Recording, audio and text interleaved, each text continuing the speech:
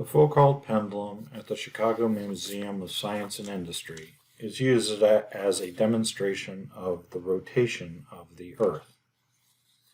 Can you figure out the period based upon this video?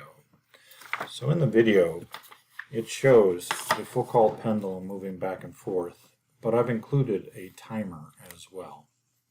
And what that timer shows that the time for all of the swings that you see in the video equals 50.879 seconds.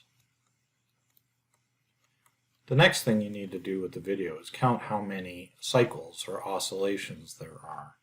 And I think if you count in the video, you see that there are 3 cycles or oscillations.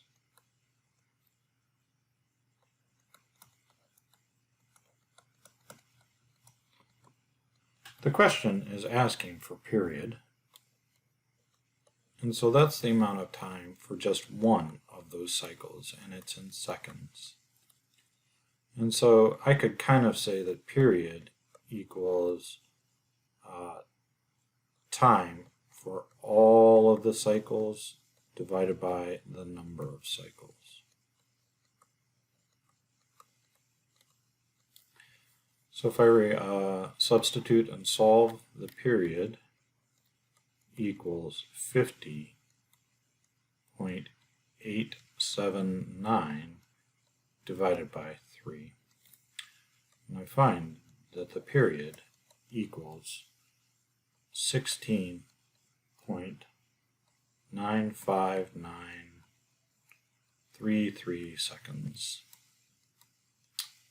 But let's see, in phase class or the science class, let's call it 16.9, around the 5-6 seconds.